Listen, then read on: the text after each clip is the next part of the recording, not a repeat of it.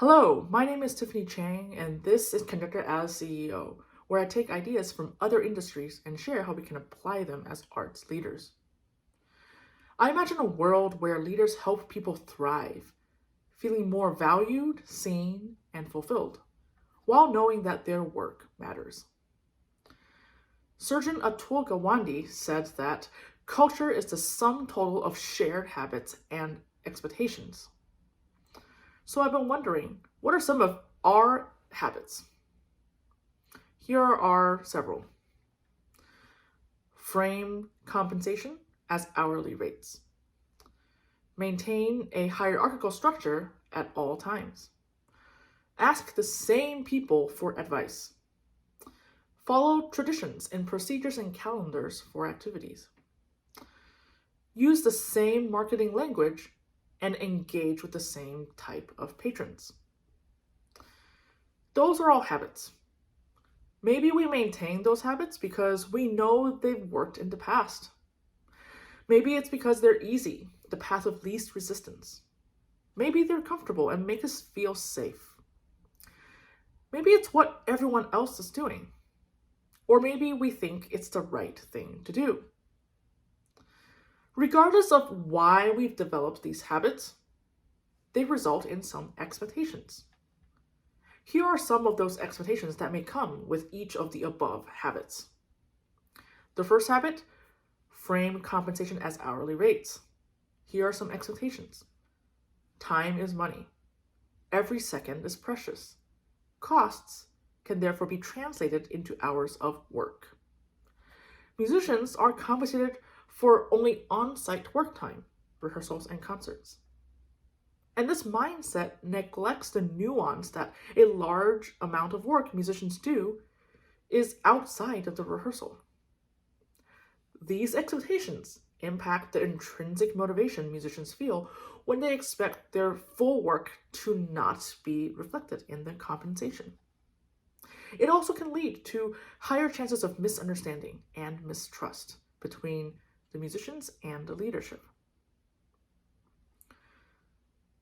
For the second habit, maintain a hierarchical structure at all times. Here are some of those expectations. Status determines importance and value in a person. The conductor is always right and knows everything. Musicians should not need to have artistic opinions, and they know less than the conductor. Those lower in the hierarchy should not have power. And what about the third habit? Ask the same people for advice.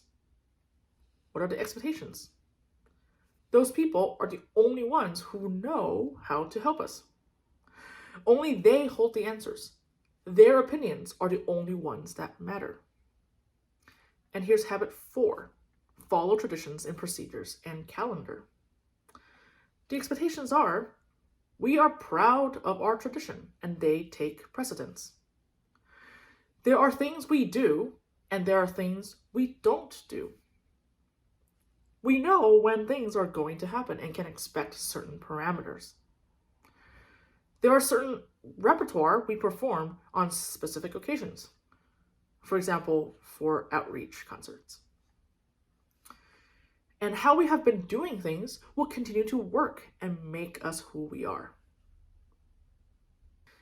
And the fifth habit, use the same marketing language and engage with the same type of patrons. These are the expectations that can come from that. The same people will come to our concerts. We know exactly what they want. Those are the important people to keep targeting because we know they will come. Now, these habits and expectations become our culture. The small actions and mindsets accumulate over time, day by day, season by season. And they turn into, this is just how we do things. We end up accepting things as they are. We become comfortable and complacent. Of course, our culture can be mechanisms through which we thrive or we stagnate. And not all our habits and expectations are bad. What's not broken doesn't need to be fixed. At the same time, the world changes and our needs and desires as people and organizations also change with it. Sometimes sometimes our expectations can stop being true. It can stop helping us and instead turn around to hold us back. Even when we are aware of our expectations and how they hold us back, our comfortable habits lock us into a trajectory that's very difficult to alter. So what do we do about this? I'd like to share 3 sets of questions you may ask yourself to audit a culture through the lens of habits and expectations. First, we want to consider, are our habits on autopilot? When did these habits start? What were the circumstances under which they came about? Who made those decisions and why? What are our current goals, mission, and circumstances? Do the habits still make sense given our present circumstances? Do they contribute to our goals? And the second set of questions are reflecting on our challenges. How may our habits and expectations actually contribute to the challenges we have? How may our habits and expectations limit our potential? How may our habits create blind spots? How may our habits help us avoid our fears? And the third set of questions help us discover ways to improve. What would happen if we reverse the parameters of the habit? For example, instead of we always ask the same people for advice, what if it's we never ask the same people for advice?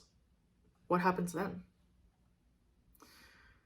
Or who or what is really stopping us to make changes to our habits? Is it ourselves?